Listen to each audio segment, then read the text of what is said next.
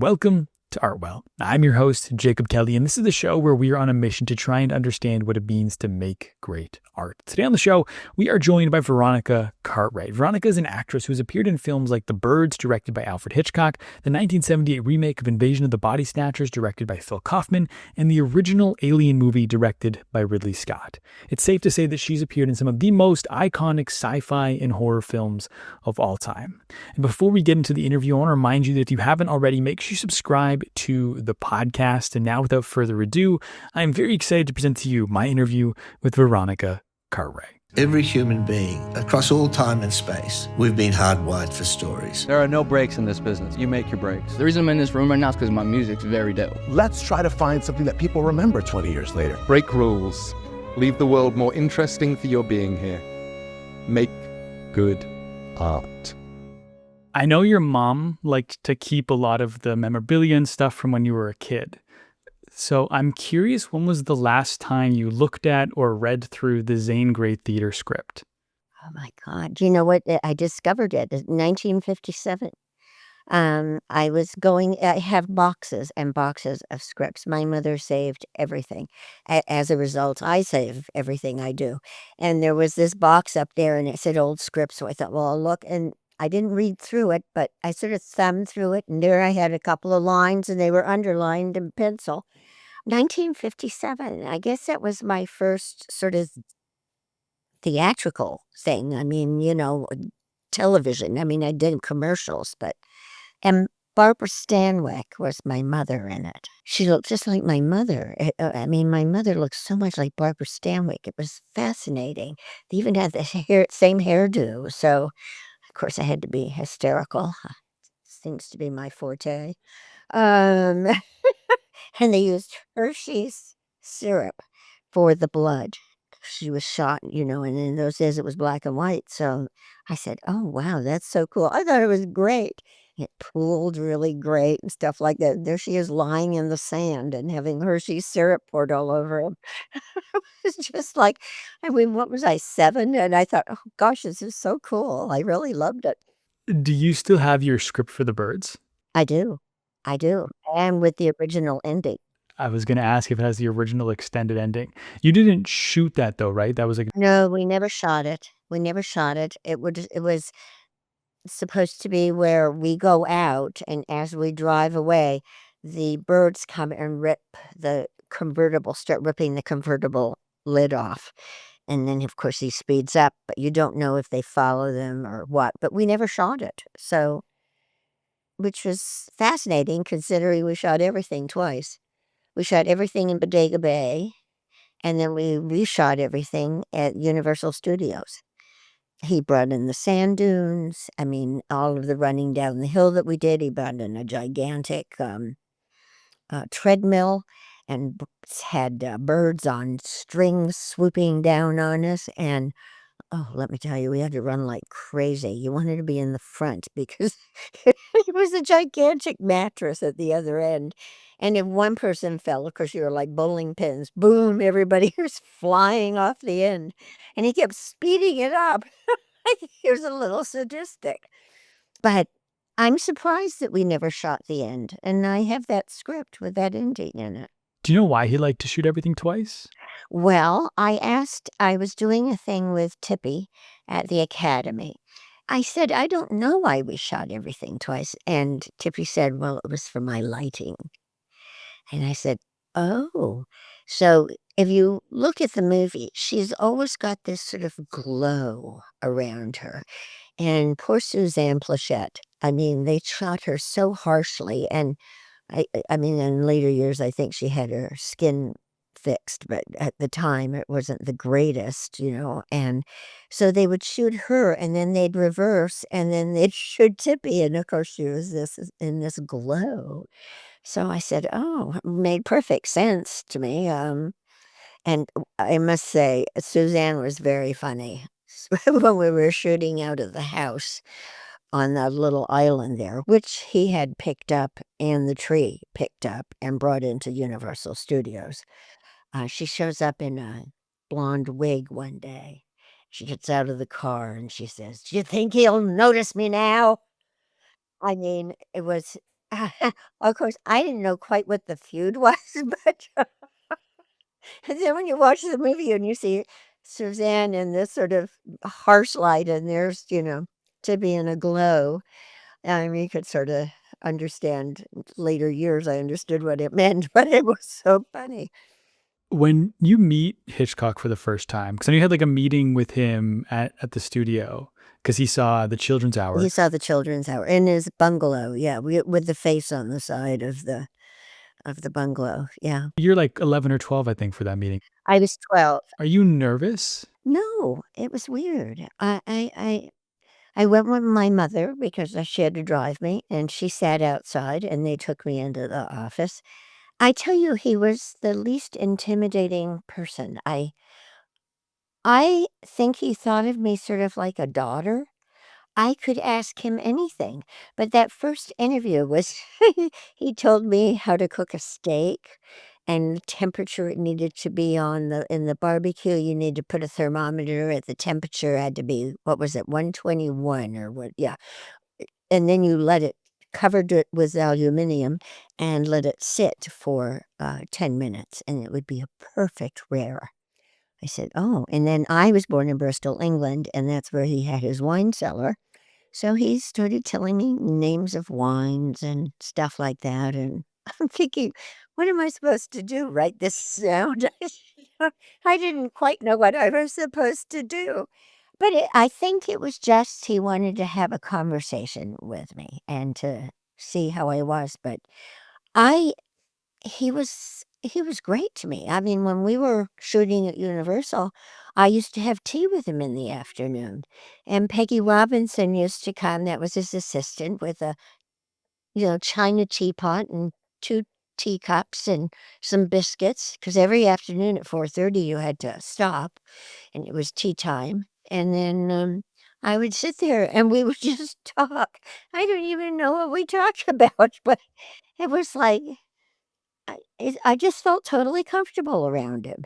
He was very, very nice to me. Could ask him any questions, what won't people notice that there's fake birds on the jungle gym? And he said, no, your eye sees movement. You assume everything is alive. And leaving the house, there's no door. And I said, but there's no door. And he goes, well, if there was a door, dear, I wouldn't be able to see you. Let's show her, Rod. And Rod Taylor pantomimes opening the door, and then this light shaft goes across our faces. And then it's all of a sudden light. And you just automatically assume there's a door there. And he told me that was the magic of movies.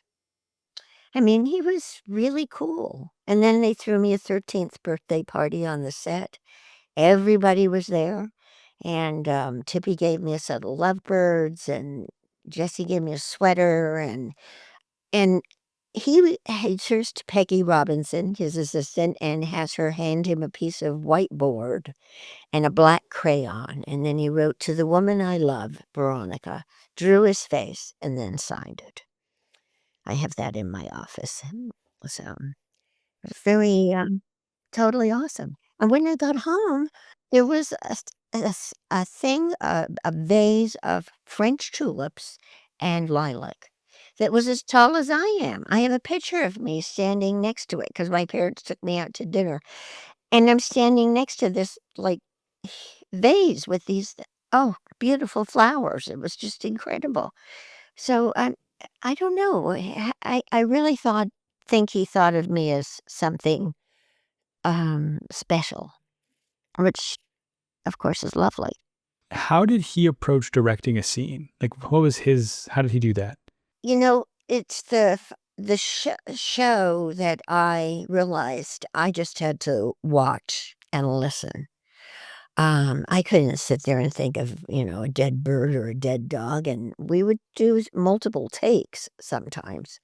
I mean, it was a case of, he talked to you like you were an adult. I just had to watch Jessica, Tandy, in that scene where all the birds are coming down the chimney. I mean, we were in a gigantic bubble, and she's whipping me around, and she trod on a bird, and she became hysterical, and then I became hysterical. And I mean, we realized we just had to shuffle. You couldn't walk like a person. You had to just shuffle. Because these birds, there must have been 15,000 birds up there in the shafts. And then they would just come along with brooms and like big poop scoopers and pick them up and dump them back into the crates. It was kind of awful. I mean, the ASPCA wasn't too happy. We were going into signs on the road and picking birds out from the nests and stuff. It's terrible when you think back, but you know, but there was no CGI. I mean, it was all real birds and fake birds, but mechanical birds that were made in Germany. And I think a lot of the sound that he used for the birds, attacking and stuff, that was all created. They would have Trent Reznor now do it, but at the time I think they just went to Germany and and had them do it. There was like a special weird sound that they had. So I don't know. I learned a lot on that movie. I really learned to, because when I did the children's hour, that big emotional scene that I had where I have this huge breakdown, I was just being pushed and pushed and pushed. And then he turns to the cameraman and he says, "Now shoot it." At which point I just sort of lost control. It was just, I left going, I hate that man. And Shirley MacLaine is hugging me and telling me how wonderful it was, and get her a dressing room and ice packs. And I mean, it was awful. I don't think that was acting. I think it was pushed beyond that.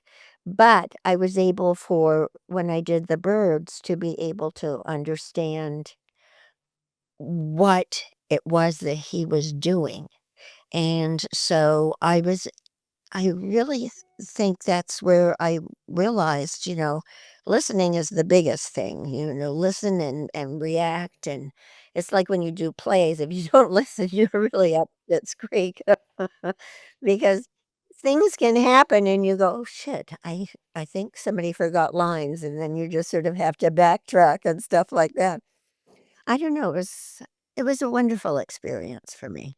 When you say he about the children's hour, you're referring to William Oh, Wyler, William correct? Wyler. William Wyler, yeah. It just was so, I mean, it was such an interesting movie to do at the time. I mean, they had done it once. William Wyler had done it once, and of course you couldn't talk about lesbians.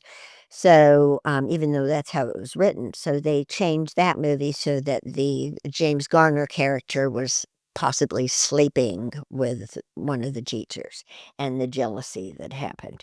But then when we did it, we had my mom, when we came, I was born in Bristol, England, and when we came over to the States, my mom didn't know anybody. And we found these two guys, Bill Lockwood and Frank Wyka.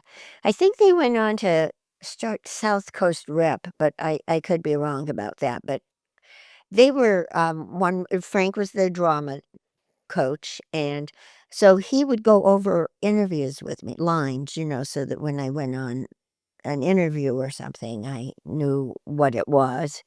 And I mean, I auditioned for like 4 different characters in the children's hour. I even auditioned for Mary.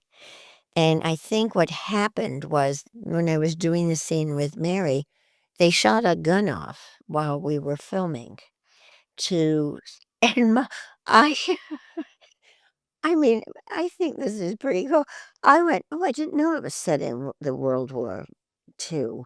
I mean, I just sort of adjusted, like bombs were going off outside, and I didn't react at all to the outside thing. I just sort of incorporated it into the thing. So I think that's probably a big factor in how I got Rosalie. I didn't get married, but I got Rosalie. And of course, she tells the lie because she's a kleptomaniac and panicked that she's, going to be arrested or something. I mean, but because we had known Bill and Frank, we'd done singing classes and stuff like that. Because a lot of parents pulled their kids out of the movie. my mom says, "Oh, this is just like Frank and Bill, only two women." I thought, "Oh, well, that's cool." So I felt when I was doing the, lying about them, I was really lying. I was telling a lie that they, because it didn't seem bad to me.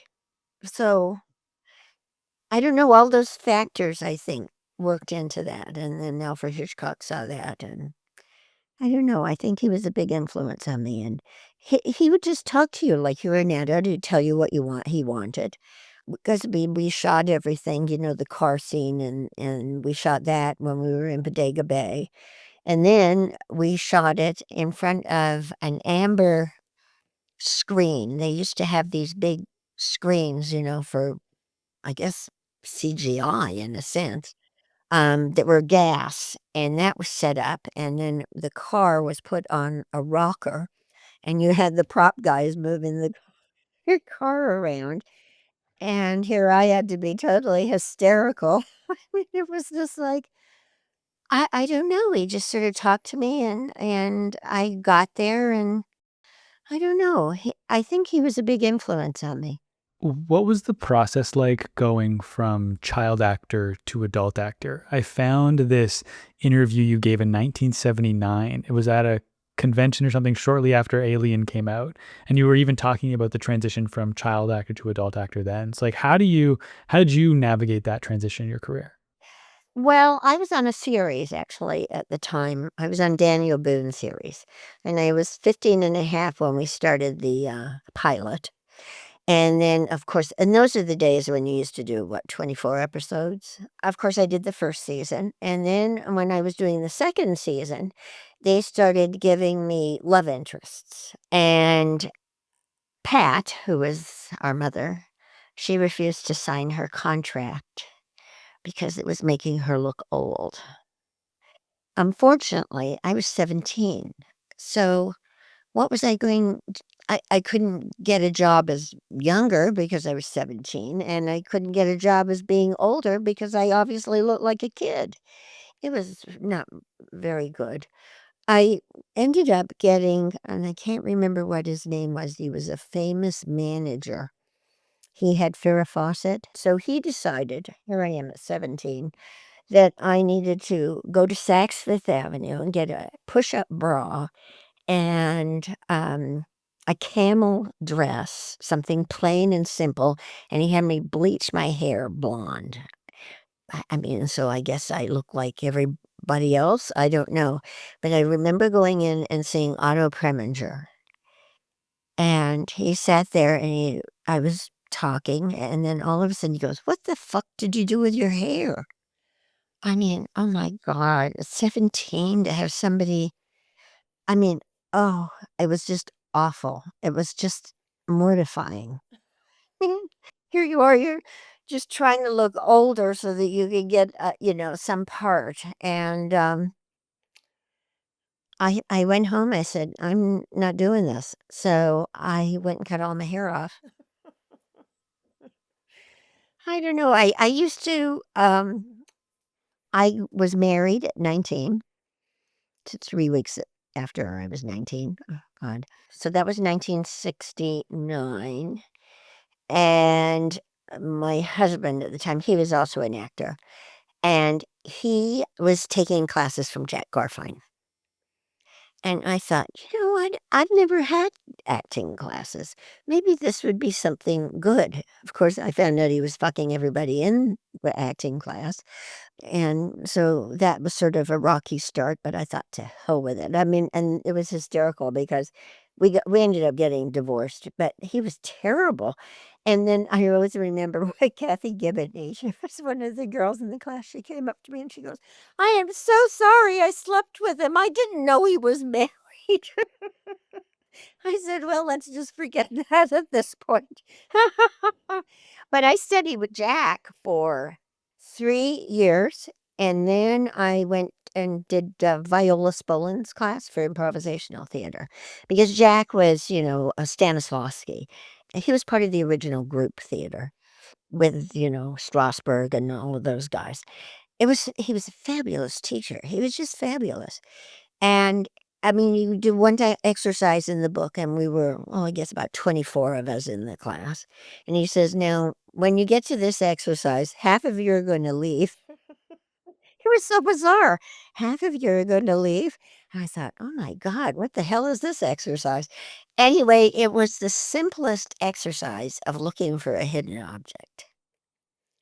And people would just sort of go, and he goes, well, are you looking? I mean, there was an object up there, but people were embarrassed because they weren't looking for it. I'll be damned if we didn't end up being 12 the next day. I mean, the people just quit. They just couldn't take it. But our class was fascinating. We had a guy who was a lawyer, and he wanted to make sure that he could do good presentations when he had to do, in front of the jury. We ended up with Tom Schulman, who ended up winning an Oscar for Dead Poets Society. He was there so that he could write better scripts. Rick Wallace, who ended up being the producer and did all of the Hill Street Blues and worked with, oh God, what was his name? You know who I mean, the producer. I mean, you did tons of stuff for them. And so it wasn't just people that just wanted to be actors. And we would go in the morning and we'd have to do scenes, and we'd have to do all these different things. It was a fascinating, great class. And then, and then at a certain point, one day, oh God, what was his name? He was another teacher. And all of the girls that were in there were dolled up, and they all looked fantastic, in this class. He was that Scientologist. He was, you know who I'm talking about. Anyway, one of our girls in the class, because somebody peeked in around the curtain to see what was going on. And Cathy goes, oh, look, it's the beautiful people of Aurora. It was just so ridiculous. It was like, I don't know how anybody came out of that class knowing anything, because everybody was so concerned about what they look like.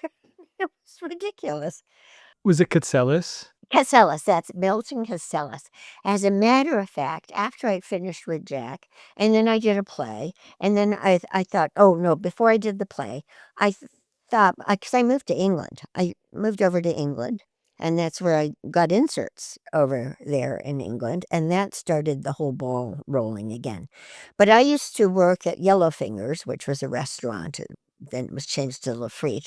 But, and I used to save all my money and go to Europe because I was British. I thought, well, maybe I could get something over there. And then I just decided, okay, nothing's working here. I did do a couple of jobs when I was in my 20s. And like I did a Dragnet, and then there was the series of different stories with like Joe Campanella, and there were 3 separate things, and I did two of those. But then the just work wasn't there. It drove me nuts. So I packed up and I decided I had friends over there, and I moved over there. And the first day I got there, my friend says, I just need to run up. I just made this little movie. He was an editor, Chris Greenberry, and he did lots of movies. He was nominated several times. And I just have to drop this off at my friend who's going to edit it together. And it was in Sloane Square, and somebody smashed the window of the car and stole all of my luggage. I had nothing. And so the weirdest thing is I had American Express checks in my bra and my passport. Why would I do that? I mean, we reported it to the police, never got anything back. So I stayed at Chris and slept on his couch for some time. I happened to go on an interview. I don't know how I found out about this interview, but I went on this interview. And one of the girls said, oh, you're American. And I said, yeah. I ended up getting this thing, believe it or not. And she said, well, do you have a place that you're staying? I said, well, no, I'm sleeping on somebody's couch right now. She goes, oh, well, I just got a series up north and in Manchester. Why don't you rent my room? So I said, oh, okay. And it turned to be Robert Lloyd, who was part of the Royal Shakespearean Company. And he was Puck when Peter Brooks did stuff. And oh my God, he was fantastic.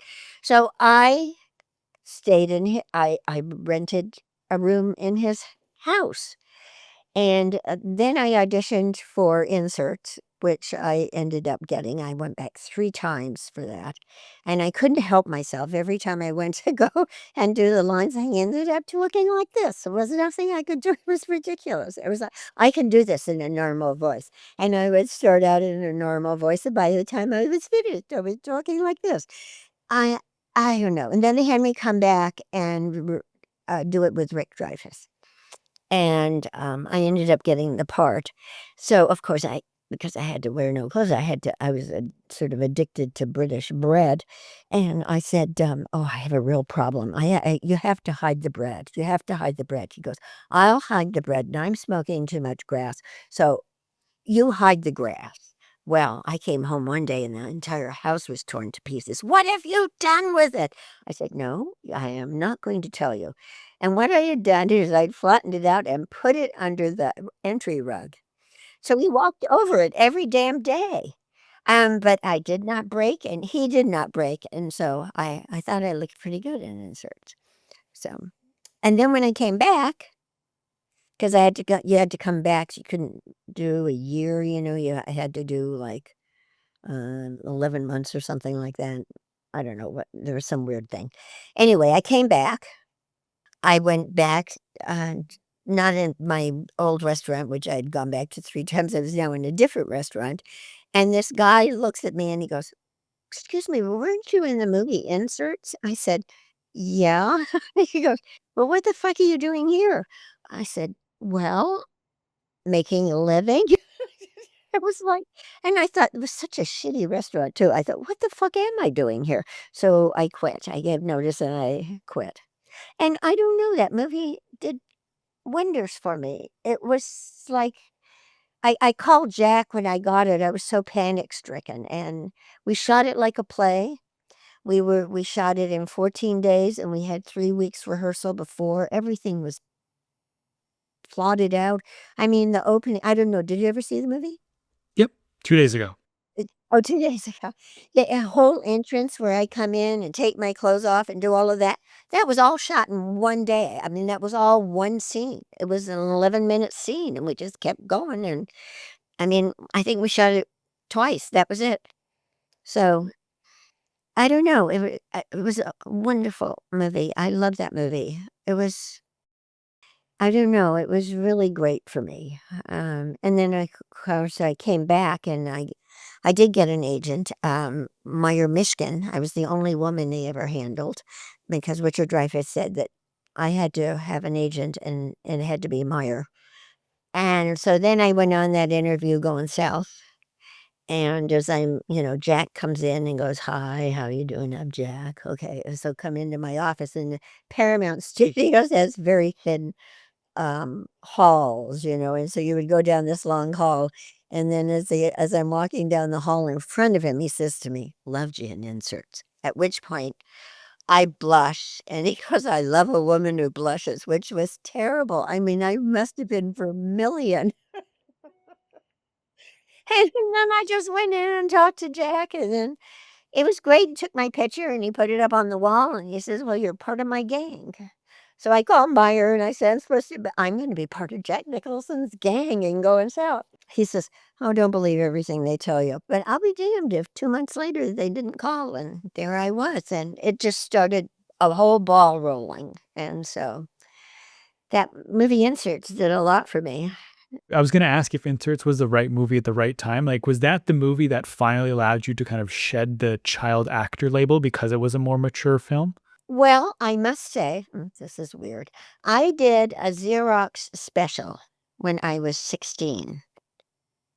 And it was about refugees that are on a boat that just goes, back and forth trying to find a port.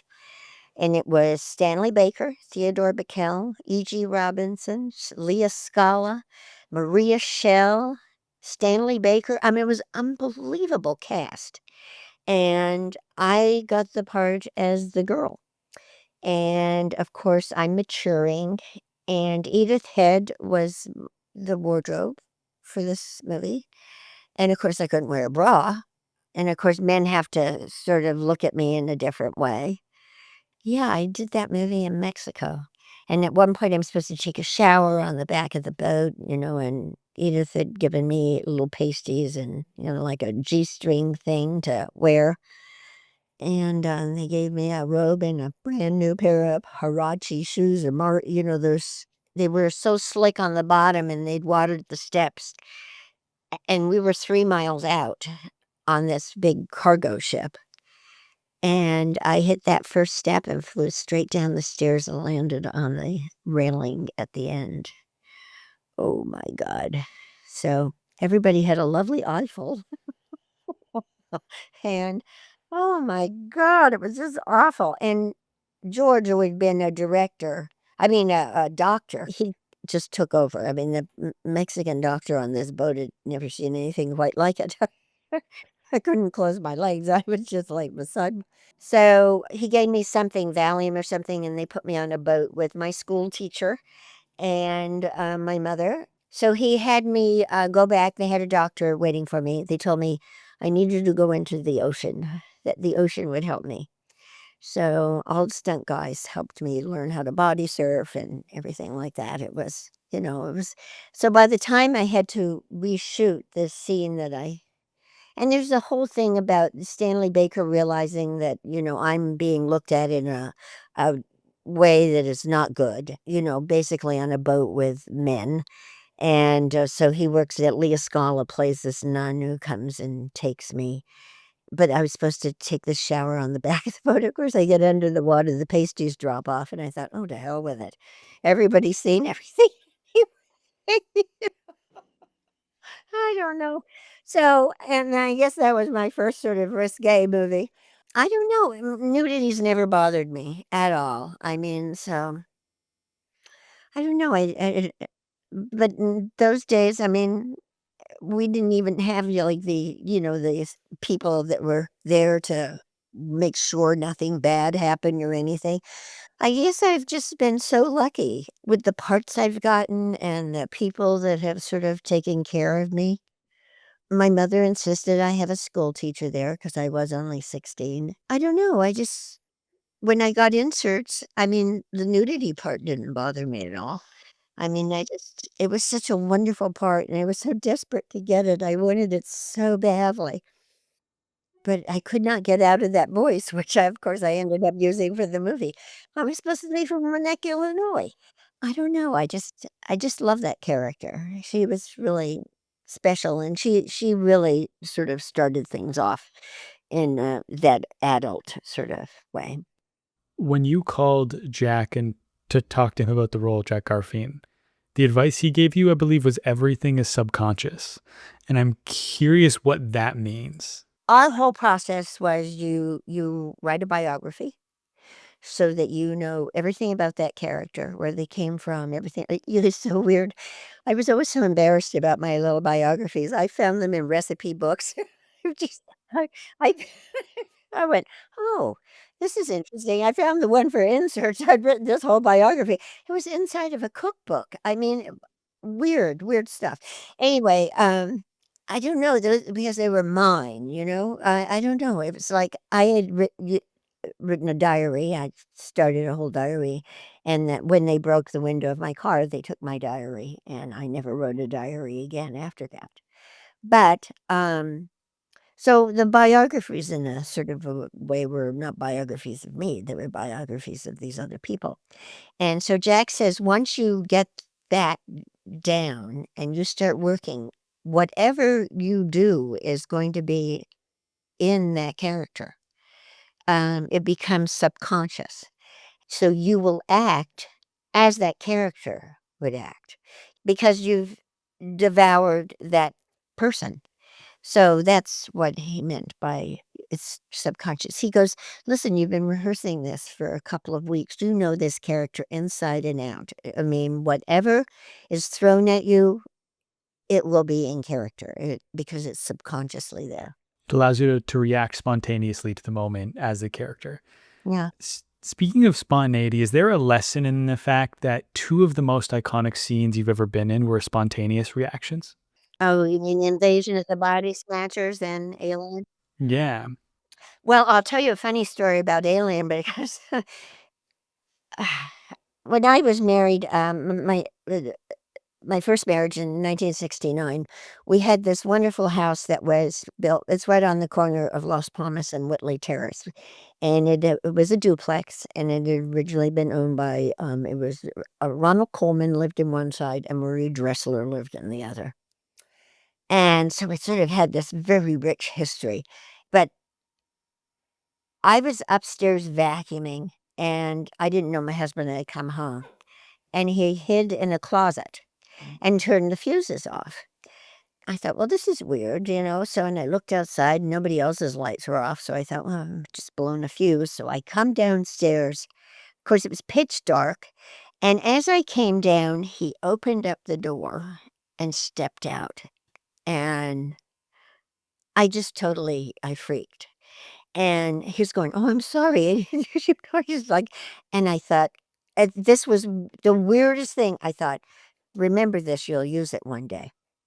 And when I did Alien, there it was. That whole thing, I mean, Balaji was so, I didn't do anything. I just reacted to Balaji. Balaji was so magical. And he could roll himself in a ball, 7 foot tall, and roll himself into a ball with that whole costume on and unroll himself and then just stand there. Just stand there and do nothing. And then all of a sudden go like this. And I went, oh God. I mean, I just watched him and just totally freaked out. So, and then Invasion of the Body Snatchers, I was told one thing. Phil just talked. I love Phil. He's just a wonderful person and director. So we walked around the block and we just talked about the scene and stuff. And he sort of told me a direction that, this would be what was happening. So I said, okay.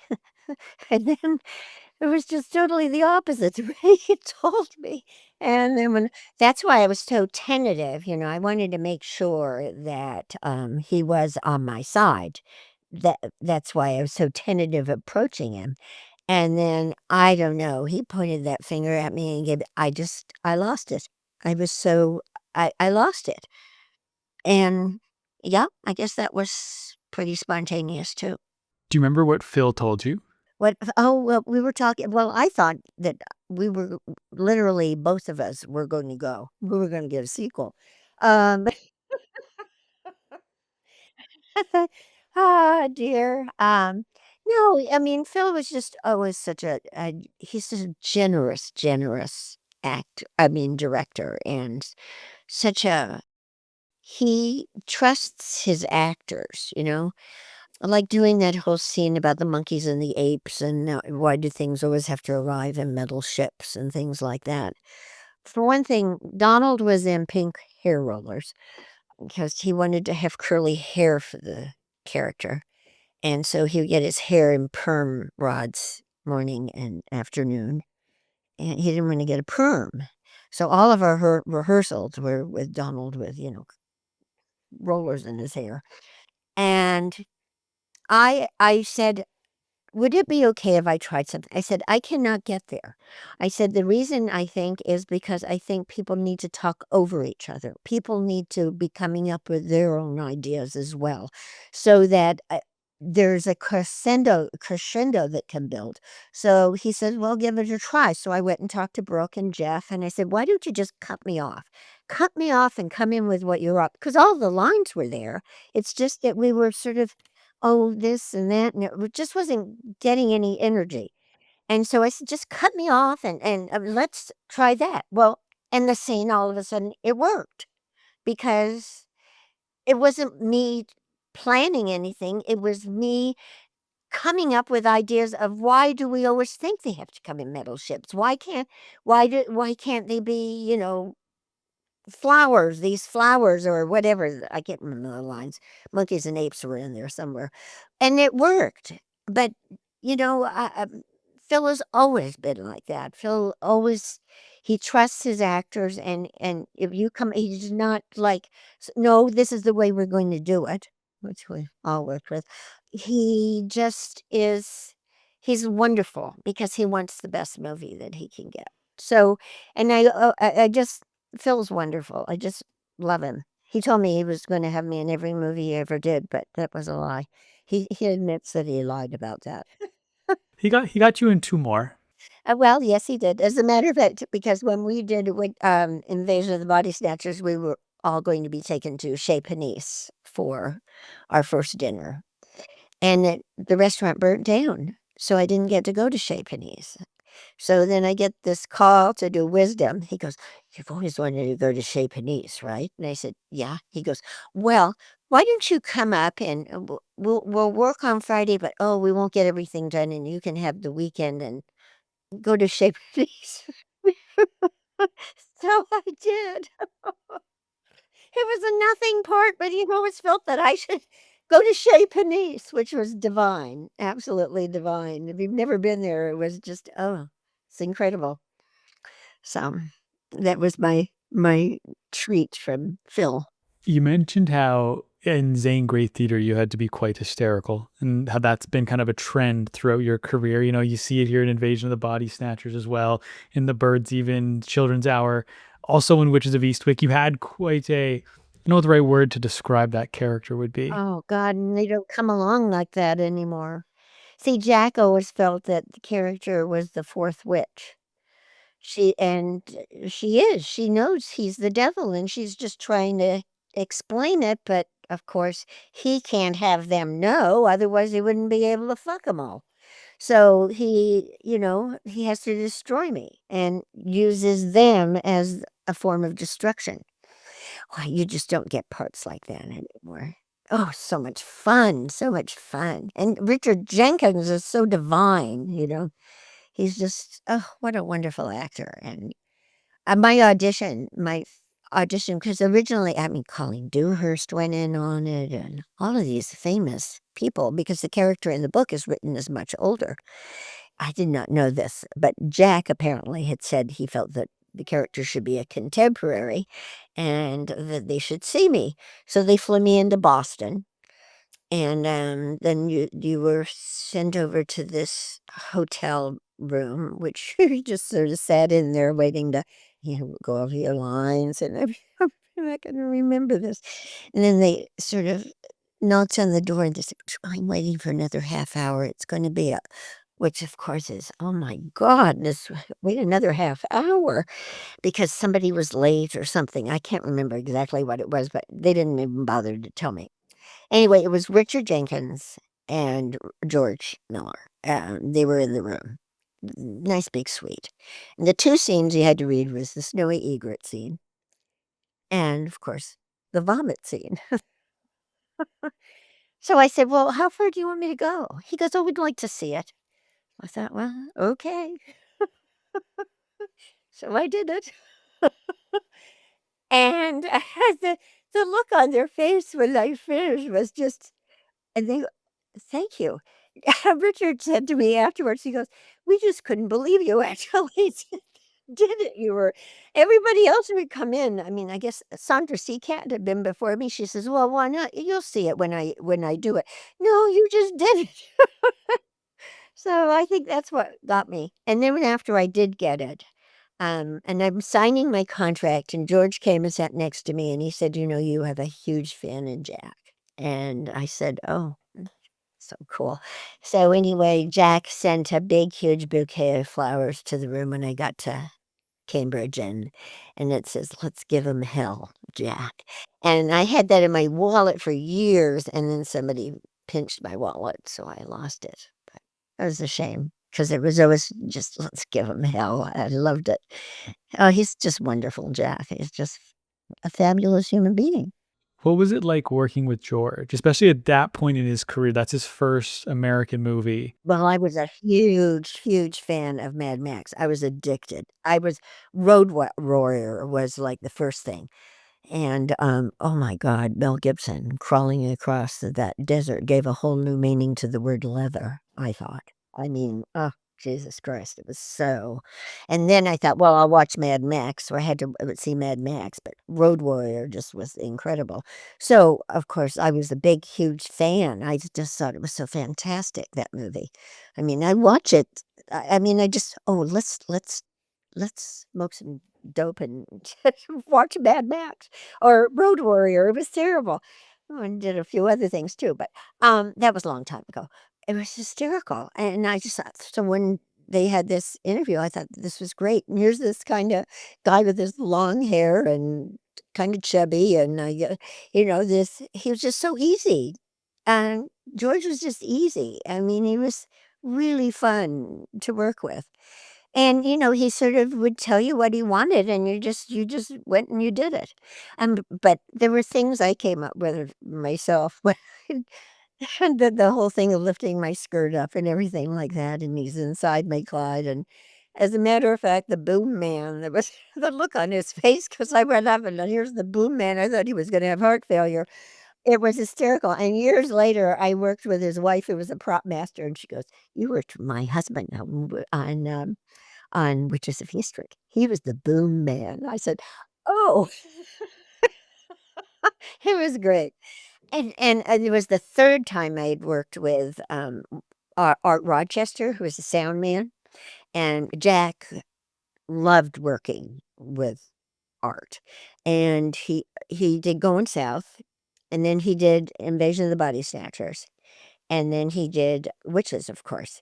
When we did Invasion of the Body Snatchers, Art was unbelievable. I mean, first off, when we did Going South, he had these little satellite dishes that he would send out behind cactus and shit like that. We never did any looping on Going South that I can remember. And here we are in the middle of the desert in Durango, Mexico. It was just, he was incredible. So then Donald likes to loop his whole thing because he lived so long in Italy. And so he would just sort of mumble his lines because he concentrated on what his actions were. He loved to loop. Well, it got to the point where he'd go, "Oh, that's all right. We can just do ADR and that." And Art would go, "No, I got it." By the time he's talking like this, and we're like moving in closer so we can hear what his line is. So, and he goes, "That's all right. Well, we'll just," and he goes, "No, I got it." Oh my God, he drove him insane. It was just so great. So then when we did Witches of Eastwick, I was having lunch with Art, and it was the day I was supposed to fall down and do the pearls break, and I fall down and break my leg. Well, in 1981, I was in a really bad car accident, and I ended up with 35 breaks in my right ankle. And the bone came out and all of that stuff. It's amazing, though, how together you become. I pulled the bone back into my leg. I looked down and thought, well, it was just not right. So I grabbed my heel and yanked as hard as I could and pulled everything back in. God, what a mess. I was about to start on The Love Canal with Marsha Mason. I couldn't do that. I was doing a play. We were doing a play with Greg Harrison, which ended up going to HBO, all these different things. Nope, couldn't do that. And this asshole who hit me was an anesthesiologist. He backed the car up so that he looked like he was, and and this girl, he was trying to pick a hooker up on the side of the street. And here's the girl going, "Oh my gosh." I said, "Oh, fuck that. He's moving the car." I mean, I was like so together. So when I fell down the stairs, I mean, that was, you go into a state of shock, I guess. And that was my reaction. Clive, I think I broke my leg. I mean, just totally calm and together. Well, George goes, "I don't know, it doesn't look dramatic enough." But when we'd been having lunch, Art had ribs. And he goes, "Oh, let's put it on the side of your leg and we can pretend that something." I said, "Oh, they'll never get around to doing that because it was a big, complicated shot of coming down with a big crane and stuff." So then when he said, "Oh, it needs to be more dramatic," I said, "Oh, let's use Art's lunch." So that's what they did. And they put it over my scar where it had come out. And we had Art's ribs on my leg. And, so it looked more dramatic. There was Art's lunch. Were you protected from all of the politics behind the scenes on the Witches of Eastwick. I know George has talked at length about how stressful of a shoot that was for him. I spoke with Richard Francis Bruce, the editor of the film, a couple months ago, and he was talking about how he would have people calling him saying, George asked for you to change this scene, but George hadn't asked for the scene to be changed. So I'm curious if you were protected from all of that on the set. I was not aware of, I know there was some history with the girls, Yes, there was that as well. but of course I didn't work actually with the girls that much. It was mostly Jack. I do know that John Peters used to cut my hair, who is one of the producers. So I'm having lunch with Richard Jenkins, and John comes up to me and goes, "Hi, I'm John Peters." And I said, "John, you used to cut my hair." Well, the look on his face, he goes, "Well, was I good?" I said, "Well, when you were concentrating, you were good." I mean, this is a guy, my sister and I went to him for years. We took him over, his car broke down one day, and we took him over so that he could meet up with, he was dating Barbara Streisand at the time, at an antique place. I mean, it wasn't just like, oh, I got my hair cut once by this guy. I mean, he was our hairdresser. So he goes, "Oh, well, I hope I did a good job." I said, "Well, when you were concentrating, you did, thinking I'd make light of it." When he left, Richard Jenkins looks at me and he goes, "Boy, you know how to fuck your career, don't you?" But isn't he? I don't know. I don't think of those things. I mean, I just thought, oh, that would have been a sort of a good segue. But I do know when we had to do, they had made 12 death masks of me in all different positions of throwing up, and made this huge body for me that looked like me, and it was like a mechanism so that it would look like it was throwing up and convulsing. And it's about 1 second of the movie, actually, where I'm sitting there because I wanted to watch it. I wanted to see what was, how it was happening and stuff like that. And oh my God, it was that was traumatic, doing 12 death masks, because those are the days when they had to cover you totally, and you had straws up your nose and one in your mouth, and they're patting you all the time because as it dries, you get more and more, a little more claustrophobic. I mean, they asked me the next day when I had to go in for my insurance thing if I had been beaten lately, because it sucked all the moisture out of, and it looked like somebody had grabbed me here and shoved me up against a wall. I was bruised. I mean, it was really not the simplest thing. So here we are. I wanted to watch the thing. Well, at one point, as it's convulsing, the bladder burst. And oh my God, the stench that came out of this thing. And it was just hideous, because I guess it's all sorts of gas and rubber or whatever the hell it was. I don't know. But anyway, they got it all together, and it starts doing its number, and it burst again. And George goes, "God, this is almost worse than working with Cher." And I thought, oh my God.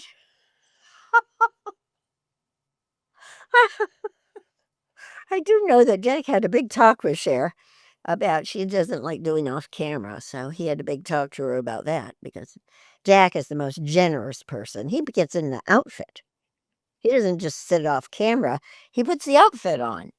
Um, I don't know. So he had a big talk with her, but it's almost worse than working with Cher. Oh my God. George. Oh, and of course, I'm sitting there and I'm thinking, oh my God, I can't believe this. So, I mean, it's literally in the movie like a fraction of a second. I think they felt that they needed to do it at some point, but because I was the one who, I had this tube up my arm and into my hand, and go like that, and then, of course, the take you see is the first take, because they had to take me in and wash my hair and do all of this stuff and get that all organized. And I guess the gas had built up in the thing, and but nothing happened when they turned it on, and here I am going like this, and like that. Nothing's coming out. So somebody panicked and they went like this. All of a sudden, my arm went boom like this and shot over the back of the set. Those shots of objects flying around, That was my arm going, knocking things over left, right. I had no control over my arm. It was hysterical. I wiped out the camera. I mean, it was terrible. So what you see was the first take, and all of those objects flying around was the second take. I couldn't believe it when it shot over the back of the set. That was incredible. I don't know. I don't know. That hurt too. Oh, because they were in that damn thing. Anyway, Do you know the connection between Witches of Eastwick and Aliens? between aliens or alien? Aliens, not alien, but aliens. That's the second one. That was 13 years later, wasn't it? 18 No, years? no, 17 it was years? like eight years later or something. Oh, 8 years? 86. It was so Aliens came out when you were making Witches of Eastwick, and Right. George had to fight off a bunch of notes from the producers to add more monsters like aliens because Aliens did so well at the box office. They wanted more What monsters. do you mean add more monsters? There was no monster. It was the devil.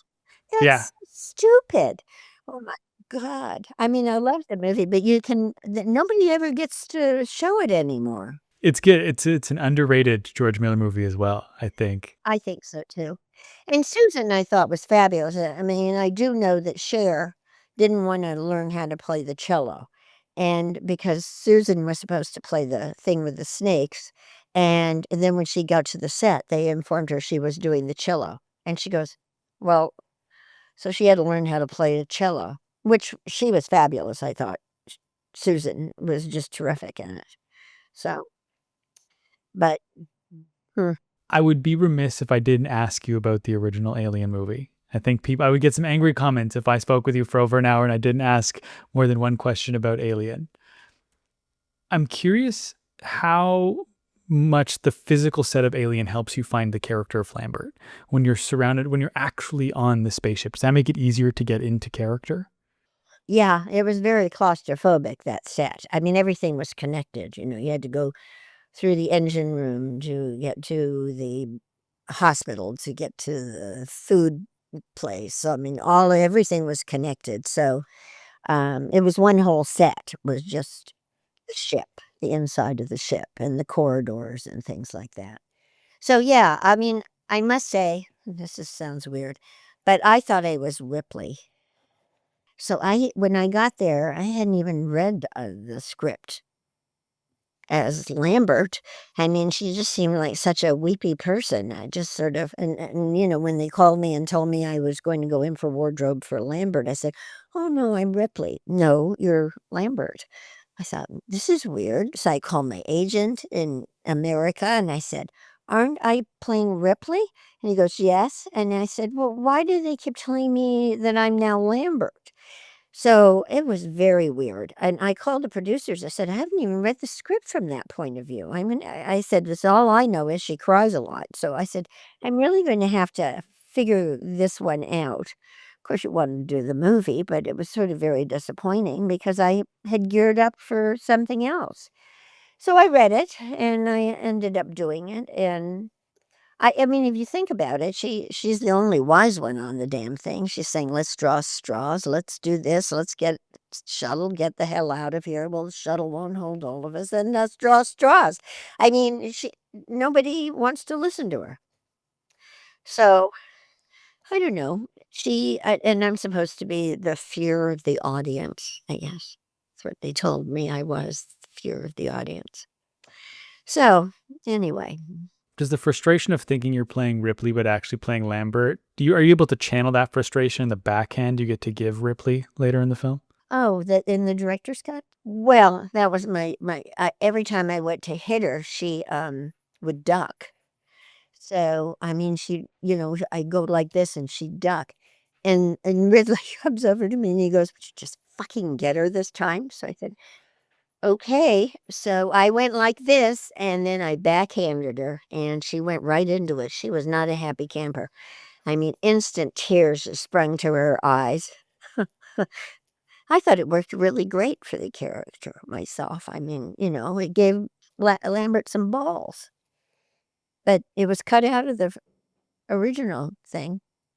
I don't know. I mean, sometimes I even in the director's cut, when they show the outtakes.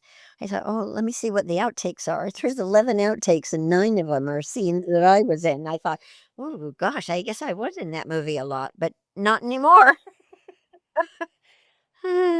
At what point do you realize that Alien's not just going to be a B sci-fi horror movie? Well, I mean, the sets alone were just so phenomenal. I mean, unbelievable. I mean, we shot, I guess, about 20 minutes of film, and then all of a sudden there was this, what, another $11 million sunk into it. I mean, all of a sudden it becomes an $18 million movie instead of a $8 million movie. I mean, those sets were phenomenal. We took over the entire Shepperton studio. I mean, one was a desert, another one was the space jockey, another one was I mean, it was just incredible what those guys did. I mean, the art direction in this movie was incredible. And, directly, Ridley just sort of, I mean, I auditioned for Ridley twice, I think. Once in California and once in England. I just happened to be going over, and I called my agent and I said, well, if that part hasn't been cast yet, maybe I could go in and see him, which I did, and read again for Ridley. So it was very strange, but he got a great cast together, and he sort of directs like, fucking get her this time. That was how he directed things, basically. He wouldn't talk to us much. I mean, he let dear Yaphet, he let him improvise quite a bit, which gets some really, like he says to me, oh, I know what I'd like to eat for breakfast. I mean, we sort of figured that we had had an affair at some point on the thing.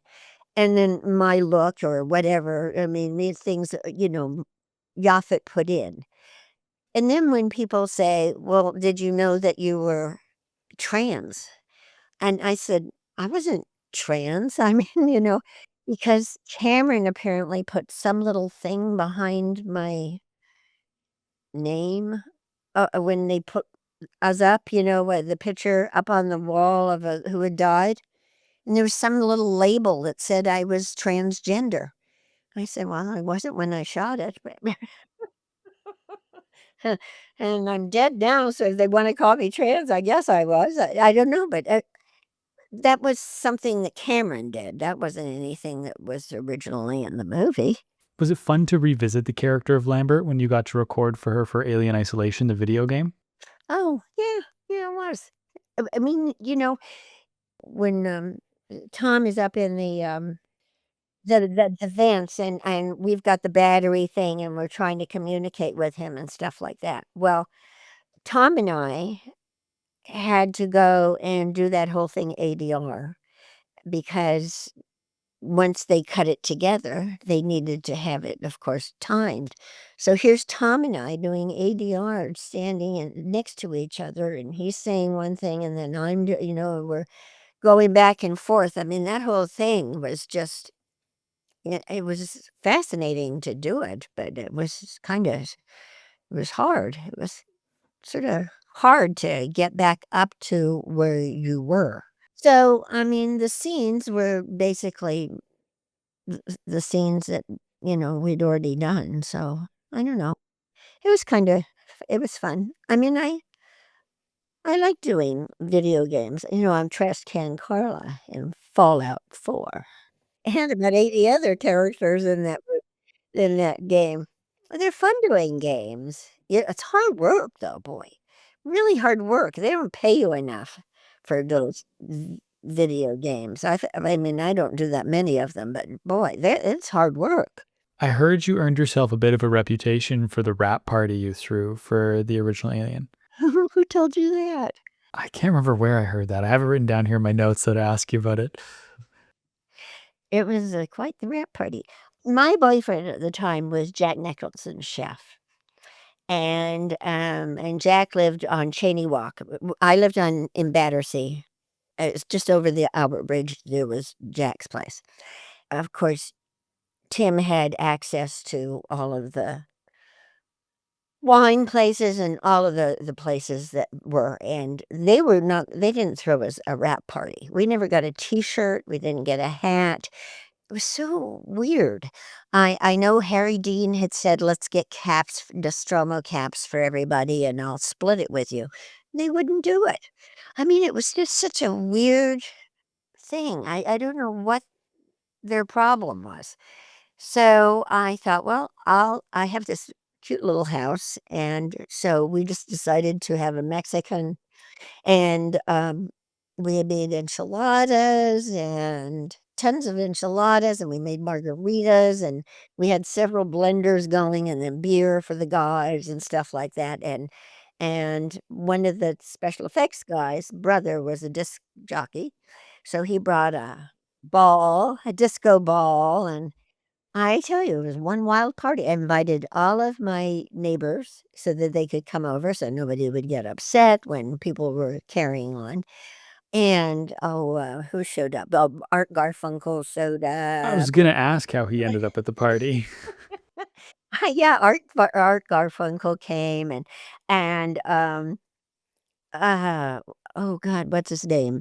Um, oh, shit. Oh, famous director, Parker. Was it Alan Parker? Alan Parker.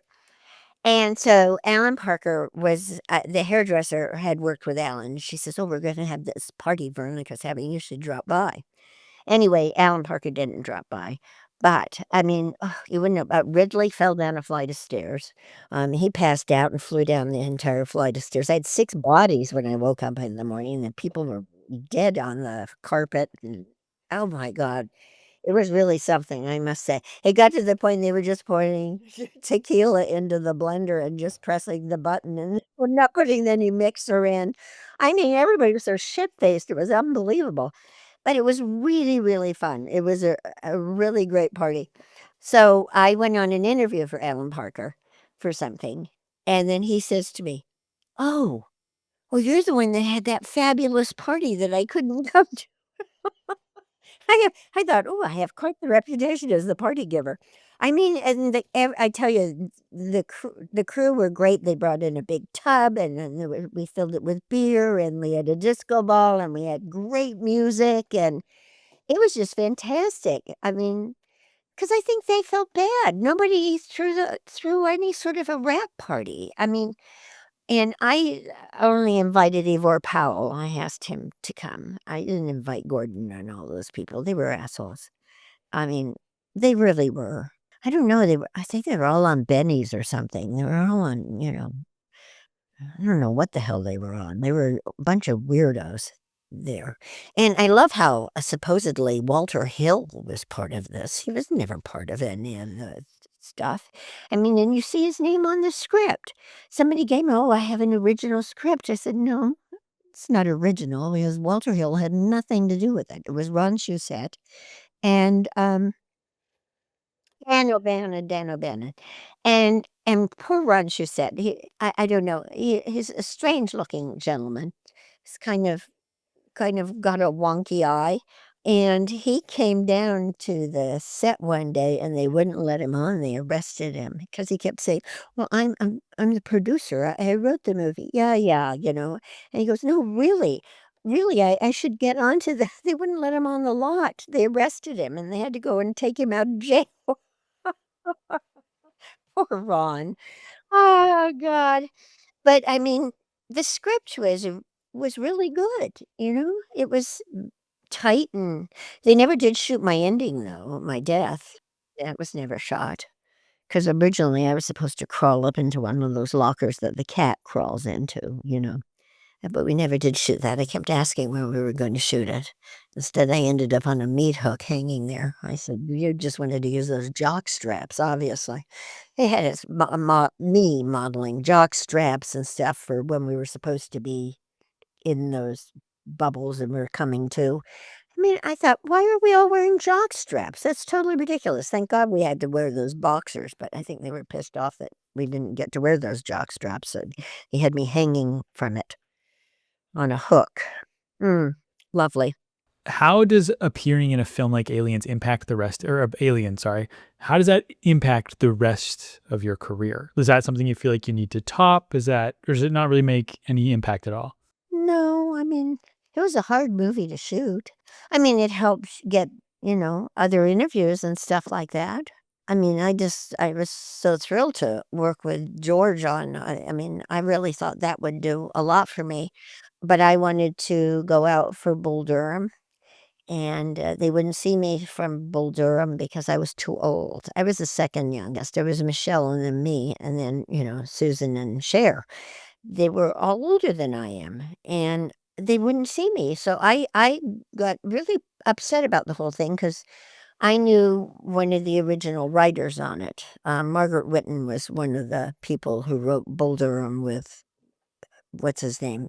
But anyway, that's another story. So I had been given for my birthday from this store called Maxfield Blue this dress that looked like a postage stamp. It was a little Italian thing. It was about this big, and then you went like this, and it stretched out. And I put on my 3-inch heels, and I went to Beverly Hills, and I walked into my agent's office, and I said to him, "Tell me now that I can't go on Bull Durham." And he said, "Oh, you have to face it, Veronica. You're a middle-aged character actress." And I was 36. And I said, "Well, if that's what you think of me, fuck you." And I left. I mean, how can I have somebody who just sees me as a middle-aged character actress because the character I played was older? I mean, oh, I was so pissed off. And then Susan gets it, and I don't know. I don't understand this business sometimes. So heartbreaking. And now we have it that they're supposed to let you know if you get something or not, or just say you're not in the running anymore. And now it's worse than ever. They don't even do that. I mean, I'm up for 3 different things and I haven't heard anything on them. And why don't they just say, no, it's not going to work out so that you don't have to think about it anymore? Or why, And it seems to be worse than it was, and no live interviews. I mean, I went on a live interview, which was The Man on the Inside, which is on Netflix, with Ted Danson. And I didn't get the part that I auditioned for because that went to Margaret Avery. But then I get a call saying, "We think you're really funny and we want you to be part of the show." So they sort of just wrote me in. I said, "Well, there's only 2 lines here." And he goes, "Yeah, but you'll be hysterical."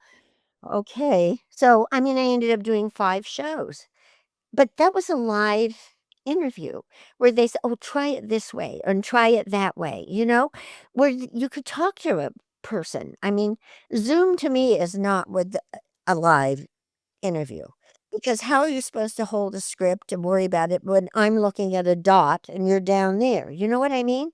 Or sometimes there's 6 people on there. It's So I go and I pay monies to have myself put on tape, you know? And it's good. I mean, the guy's terrific I do them with, but why don't they ever let you know? And what happened to live interviews? They're so much better. I don't know. I've always liked live interviews. I think you bring a different energy, than going on and just sort of saying, "Oh, well, this is what," and you're never given a full script, or once in a while you are, but it's usually just sides. So I don't know. It's hard. I'm older now, it's not as easy. And then you do a movie and you think, "Oh, this is really good. This is gonna be good." It never comes out. I mean, what the hell happens? I just don't get it. Yeah, there's nothing more heartbreaking than seeing like a film that's completed not come out because of tax write-off reasons. Oh, I don't know what the hell that is. I mean, it was, and it was a good script, and it's just you wonder what happens to these things. It's just so frustrating. Anyway, This is a whole other can of worms. Maybe we'll have to get you back on here at some point. We'll have to talk more about this because I want to be respectful of your time. I'll ask you my last question. This is the question I ask everybody at the end of every interview. So the name of the show is Art Well. And so what I ask everybody is, what does it mean to you to do art well? well, it's my life. This is what I do. I it's I every job I do, I want to be as good as I possibly can. and to be able to create something that other people like and want to see and want to watch. I don't know, I haven't wanted to do anything else. I mean, all I wanted to do was be an actress. I mean, I'd love to do a play. I like doing plays. I think they're great. But, sometimes it's hard to. I mean, I worked at the Mark Taper Forum, and I did a play with Richard Dreyfuss and Phyllis Frelick. And it was a really heavy-duty play. It was written by Mark Medoff, who did Children of a Lesser God. And it was a play within a play. And then it was so well received, we moved it to the Doolittle.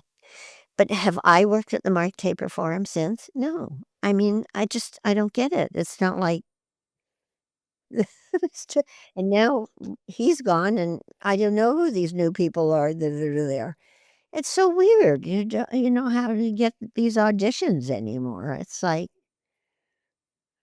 when I was in New York, I did a couple things, and I did some auditions, and I didn't get one of them. Michelle got it, but she'd never been on stage before, so nobody could hear her. So I don't know. It's like, I mean, it's just, it's always what I've wanted to do. And if I can't get it to happen, then I packed up my stuff and I moved to another country to see whether I could work there. Before I let you go, is there anything you'd like to promote? I know you mentioned Man on the Inside. Is there any other projects that you want to tell people about? No, I don't have any. I mean, hopefully I get one of these projects that I auditioned for last week. So that would be nice. And then we could get in touch and I could let you know. Absolutely. I'll make sure I'll link to Man on the Inside in the show notes and everything as well, so people can go watch it. And if anything comes out in the meantime as well, I'll make sure to put links in there as well. Thank you for the time. You've been very generous. I really appreciate this. Thank you. It was fun. It was good.